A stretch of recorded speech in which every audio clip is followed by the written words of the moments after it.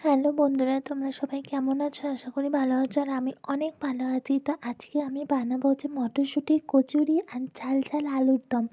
তো দেখো, শীতকাল তো পড়েই গেল, আর শীতকালে সেরকমভাবে আমাদের আলুর দম খাওয়া হয়নি। তাই ভাবলাম আজকে মটরশুঁটি কচুরি দিয়ে ঝাল ঝাল আলুর দম খাওয়া যাক। তো তার জন্য দেখো, মটরশুঁটি আর আলুগুলোকে ভালোভাবে কেটে ধুয়ে বসিয়ে দিয়েছি, যাতে একেবারে মটরশুঁটি আর আলুগুলো একবারে সিদ্ধ হয়ে যাওয়ার জন্য। আর এদিকে দেখো, লুচি করার জন্য ময়দা ভালোভাবে মেখে নিতে হবে। আর এদিকে ময়দাটা মাখার সাথে সাথে এদিকে আমার আলু আর মটরশুঁটিগুলো সিদ্ধ হয়ে গেছে। আর এদিকে আমি মশলাও বেটে নিয়েছি। তো আমি পাটাতে বাটিনি, মিক্সারে বেটে নিয়েছি।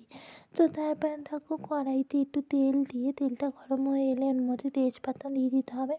তেজপাতা একটু ভাজা ভাজা হয়ে এলে এর মধ্যে বেটে রাখা যে মশলাটা করেছি ওটা দিয়ে দিয়েছি। তারপরে লঙ্কার গুঁড়ো, মিট মশলা, নুন, হলুদ আর একটু জল দিয়ে ভালোভাবে এটাকে মিশিয়ে ফুটিয়ে নিতে হবে।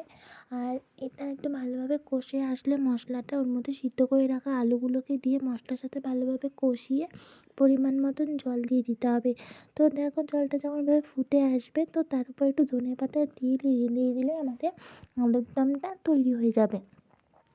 তো তারপরে দেখো, এদিকে প্রত্যেকটা লুচি ময়দার মধ্যে ওই যে মটরশুঁটির যে পুরটা করে রাখা হয়েছে ওটা দিয়ে একটু ভালোভাবে ভেজে নিয়েছি।